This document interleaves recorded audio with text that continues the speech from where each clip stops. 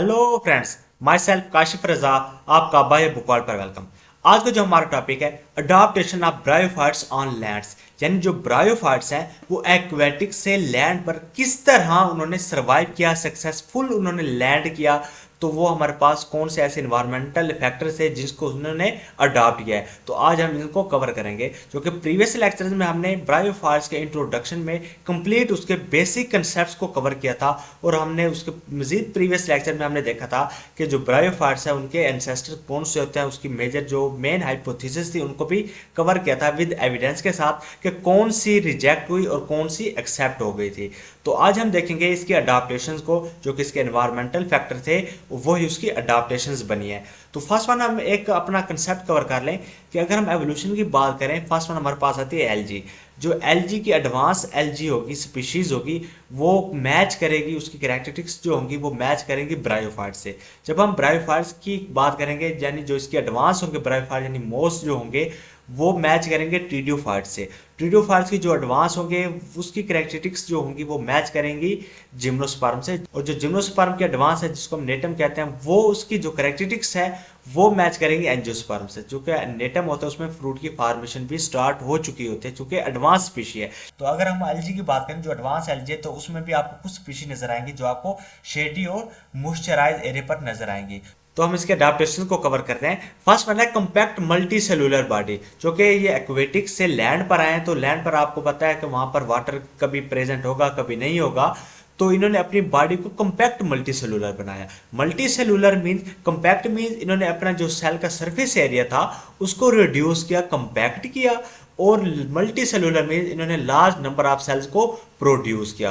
अब large number of sales produce करने का क्या मकसद था, जो कि आपको आइडिया कि सेल्स होता है, सेल्स में वैक्यूल्स प्रेजेंट होगा। जब large number of cells present हो गए तो large number of vacuole present होगा, जो कि वाटर को स्टोर करेगा। जब वाटर को स्टोर करेगा यानी हम वाटर को लॉन्ग टाइम के लिए कंजर्व कर सकते हैं। तो इसी वजह से इन्होंने फर्स्ट वन क्या किया, कंपैक्ट मल्टी सेलुलर बॉडी की। नेक्स्ट है प्रोटेक्ट एंगेज डेसिकेशन, यानी फॉर्मेशन ऑफ क्यूटिकल की। यानी जब टेम्परेचर ज्यादा होगा तो ट्रांसपायरेशन कम होगा, यानी वाटर का जो लॉस है वो ज्यादा से ज्यादा होगा।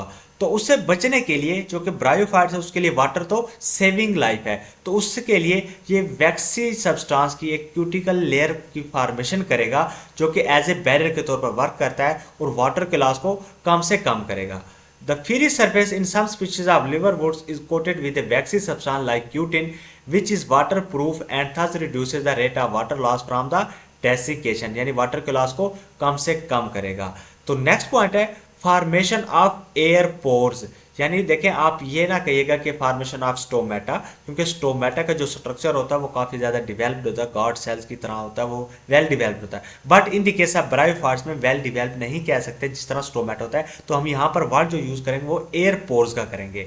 सम bryophytes particularly mosses possess air pores on their upper surface of thallus. Air pores allow gas changes, including the uptake of carbon dioxide for photosynthesis and release of oxygen. अगर आप इस डायग्राम में देखें आपको अपर लेयर सरफेस पर air pores नजर आ रहे हैं। तो ये एयर पोर्स क्या करेंगे, ये जो हमारे पास CO2 होगी उसको अब्जॉर्ब करेगा, जिस तरह हमारे पास नॉर्मल प्रोसेस होता है प्लांट में रेस्पायरेशन का, तो उसमें जो ऑक्सीजन होगी वो आउट ऑफ द पोर्स के जरिए इन्वायरमेंट में रिलीज होगी। तो हमारे पास क्या था, फॉर्मेशन ऑफ एयर पोर्स की, यानी फोटोसिंथेसिस का तो प्रोसेस लाजमी होना है ना, तो यानी कार्बन डाइऑक्साइड को अब्जॉर्ब होना फोटोसिंथेसिस के लिए, यानी फूड खुद प्रिपेयर करता है, यानी ऑटोट्रॉफिक प्लांट है, तो इसके लिए उसने क्या किया है, एयर पोर्स की फॉर्मेशन की, जिसकी वजह से गैसेज एक्सचेंज हो सके। गैसेज जब एक्सचेंज होगी तो फोटोसिंथेसिस का प्रोसेस होगा, क्योंकि आपको आइडिया कि जो हमारे पास फोटोसिंथेसिस की अगर हम इक्वेशन देखें तो उसमें जो मेजर जो हमारे पास वो H2O है और CO2 कार्बन डाइऑक्साइड है।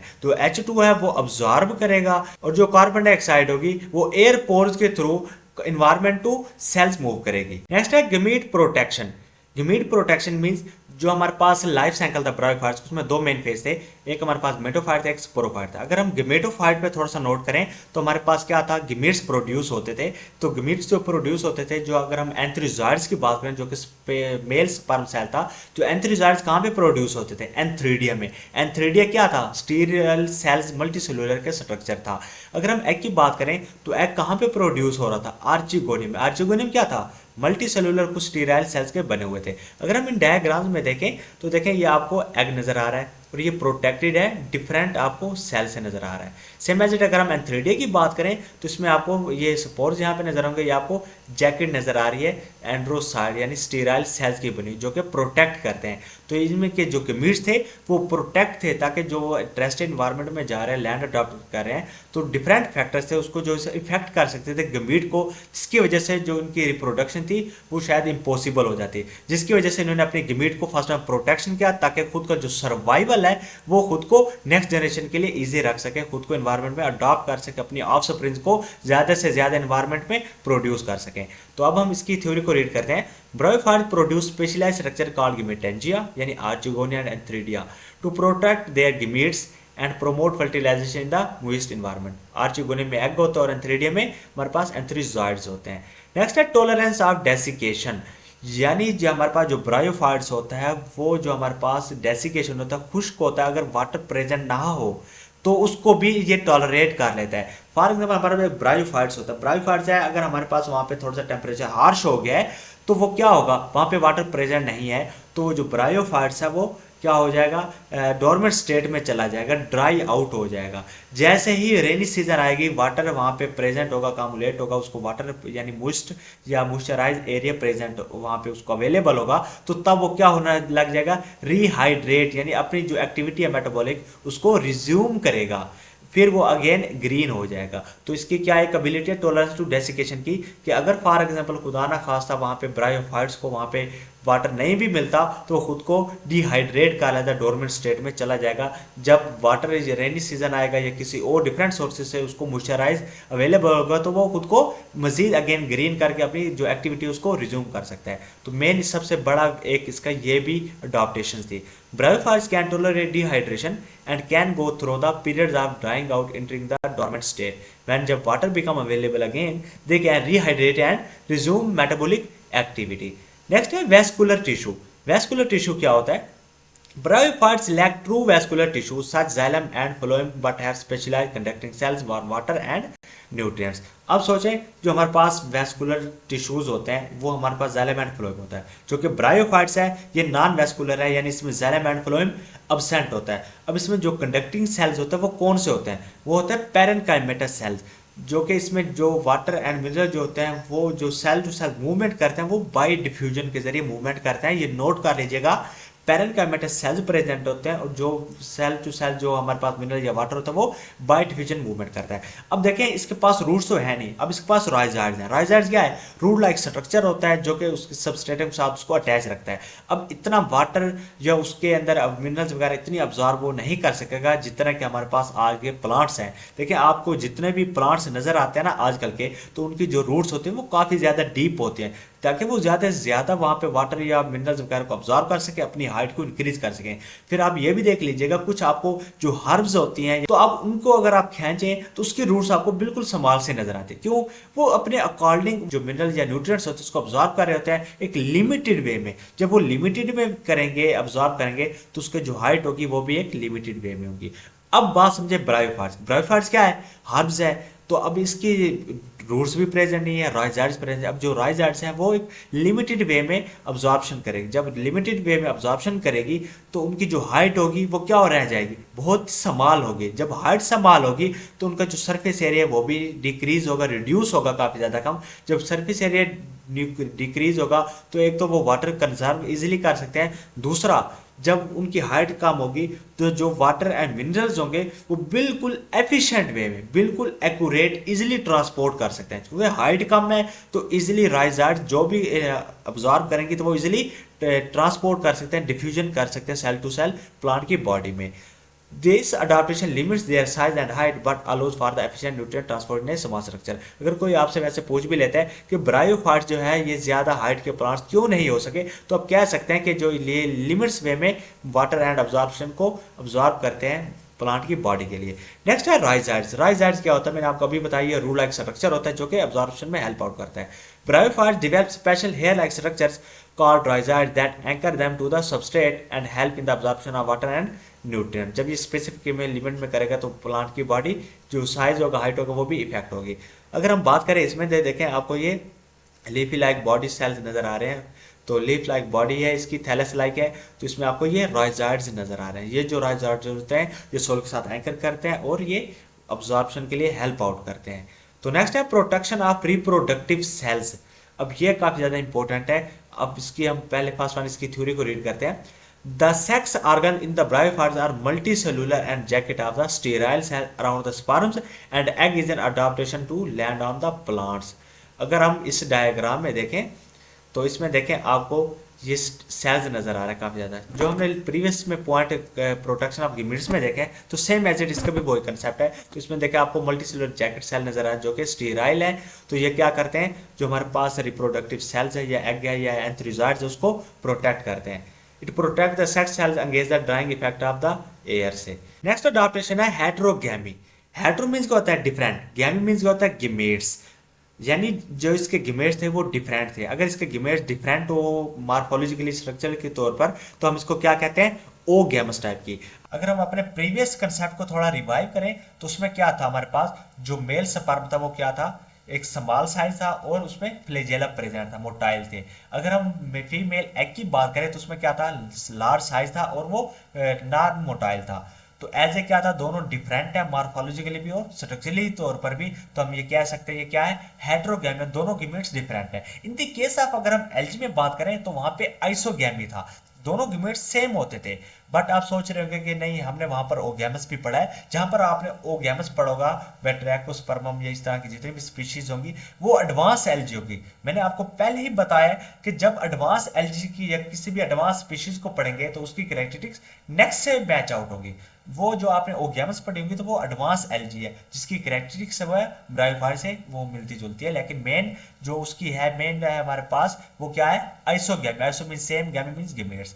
तो एंथ्रोजॉइड्स क्या है, हमारे पास मेल स्पर्म होता है वो स्मॉल होता है और वो फ्लैजेला रखते हैं, जबकि फीमेल एग होता है ये लार्ज होता है, नॉन मोटाइल होता है जो कि डिफरेंट होता है। अगर हम इस डायग्राम में देखें तो इसमें हमारे पास ये एक एग है और ये हमारे पास स्पर्मेटोजॉइड्स है। जो एग होता है ये ज्यादा डिफरेंशिएटेड होता है, मीन्स हम कह सकते हैं ज्यादा वेल डिवेलप्ड होता है। इसमें तमाम ऑर्गेनेलीज प्रेजेंट होते हैं, इसमें सुक्रोज, प्रोटीन्स, लिपिड्स प्रेजेंट होता है, क्योंकि इसने अपने आगे जाइगोट बना के एम्ब्रियो की नरिशमेंट करनी होती है। तो ये ज्यादा यूनिक कैरेक्टरिस्टिक्स का होता है एज कंपेयर टू स्पर्मेटोजॉइड्स। नेक्स्ट है रिटेंशन ऑफ एम्ब्रियो। अब हमने बात की थी प्रोटेक्शन ऑफ गिमेट्स की, यानी जो एग सेल्स होता है आर्चिगोनियम के अंदर प्रेजेंट होता है और मेल स्पर्म होता है वो एज ए मोटाइल होता है और वो वाटर के जरिए स्विमिंग करके आर्चिगोनियम के अंदर जाके एग के साथ फर्टिलाइजेशन करता है। जैसे फर्टिलाइजेशन करेगा उसी के अंदर जाइगोट बनेगा, जाइगोट की फर्दर वन डिवीजन से एम्ब्रियो की फॉर्मेशन होगी।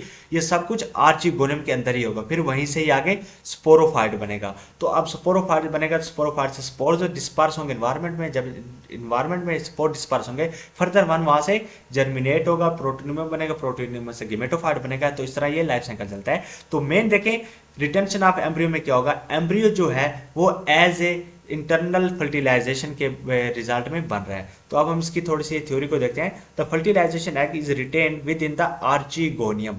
आर्चिगोनियम के अंदर ही फर्टिलाइजेशन हो रही है और जब फर्टिलाइजेशन हो रही है उसी के अंदर ही जो एम्ब्रियो है वो डिवेल्प हो रहा है। और एम्ब्रियो आपको पता है कि एम्ब्रियो में क्या होता है, उसमें काफ़ी ज़्यादा कार्बोहाइड्रेट्स प्रेजेंट होते हैं, लिपिड्स हो गए, प्रोटीन्स हो गए।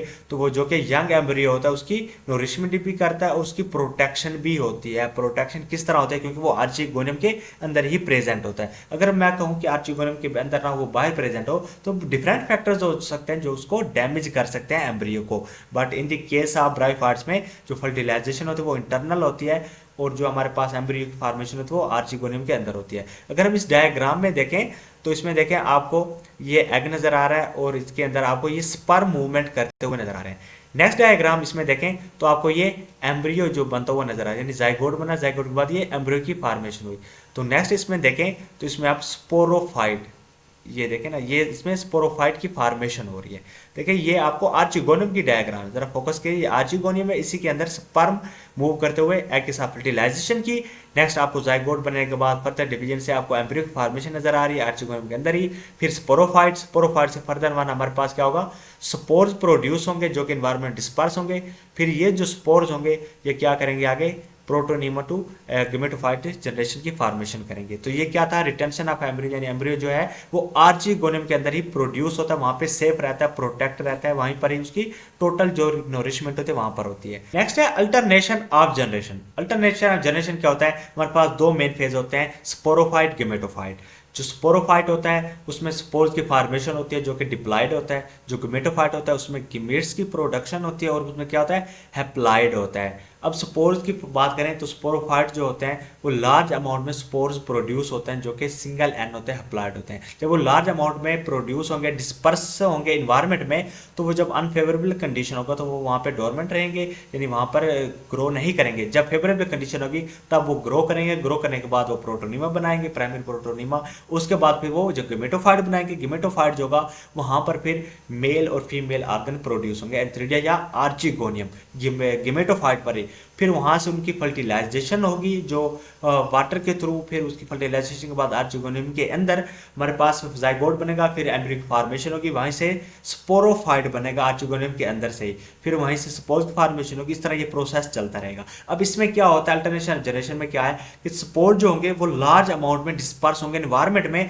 ताकि ज़्यादा से ज़्यादा उनका सर्वाइवल चांस हो, ज़्यादा से ज़्यादा उसकी स्पीशीज इन्वायरमेंट में डोमिनेंट हो। तो इस तरह ब्रायोफाइट्स का जो अल्टरनेशन ऑफ जनरेशन है वो इन्वायरमेंट में खुद को डिफरेंट कंडीशन में अडॉप्ट करने में हेल्प आउट करता है। अगर हम एक बार इस डायग्राम का अगेन ओवरव्यू देखें तो ये हमारे पास गेमेटोफाइट है। तो गेमेटोफाइट में ये हमारे पास मेल गेमेटोफाइट है और ये हमारे पास है ये आर्चिगोनियम यानी फीमेल आर्चिगोनियम है। तो इसमें देखें कि हमारे पास जो एंथ्रीडिया उसमें एंथ्रीजॉइड्स बनेंगे, जो हमारे पास आर्चिगोनियम उसमें क्या होगा, एग होगा। तो यहाँ से ये जो स्पोर्स हैं ये वाटर के थ्रू स्विम करते हुए ये यहाँ पर आएंगे। फॉर एग्जांपल बारिश आती है, बारिश जैसे यहाँ पर पड़ेंगे तो यहाँ पे बारिश के बाद जो छींटे वहाँ पे जो स्प्रिंकल छोटे छोटे ड्रॉप्स वगैरह बाहर की तरफ डिस्पर्स होते हैं या बाहर की तरफ स्प्रिंकल की फॉर्म में होते हैं, तो वहाँ के जरिए जो स्पोर्स होते हैं वो उसके हेल्प आउट से इसके आर्चिगोनियम में आएंगे, आर्चिगोनियम के अंदर आएंगे। तो फिर इसके बाद आप इस डायग्राम में आए तो इस डायग्राम में देखिए आपको स्पोर्स आर्चिगोनियम के अंदर जाते हुए नजर आ रहे हैं। तो एग के साथ फर्टिलाइजेशन के बाद एम्ब्रियो, एम्ब्रियो से आपको ये आगे स्पोरोफाइट बनता हुआ नजर आ रहा है। स्पोरोफाइट के बाद मजीद देखें ये डिस्पर्स हो रहे हैं, डिस्पर्स होने के बाद मजीद ये देखें आगे नेक्स्ट राइजाइड बनाते हुए गेमेटोफाइट बना रहा है। तो इस तरह जब गेमेटोफाइट बनाएगा फिर अगेन उस पर मेल या फीमेल भी होगा, फिर उनकी फर्टिलाइजेशन होगी। तो इस तरह इसका एक लाइफ साइकिल होता है। अगर आपका कोई क्वेश्चन या डाउट हो तो आप कमेंट कर सकते हैं और व्हाट्सएप पर मुझसे कांटेक्ट भी कर सकते हैं। और व्हाट्सएप का ग्रुप ज्वाइन करने के लिए आप यूट्यूब के अबाउट में जाकर आप व्हाट्सएप का ग्रुप ज्वाइन कर सकते हैं, जहां पर आपको जितने भी लेक्चर होंगे या बॉटिंग रिलेटेड कंटेंट होगा वो आपको अवेलेबल कर दिया जाता है। अगर आपको ये लेक्चर काफ़ी इंफॉर्मेशनल या आपके कंसेप्ट कवर हुए तो चैनल को लाजमी लाइक, दोस्तों के साथ शेयर और सब्सक्राइब करना हरगिज़ ना भूलेगा। मिलते हैं नेक्स्ट लेक्चर में। Bye bye, Tata.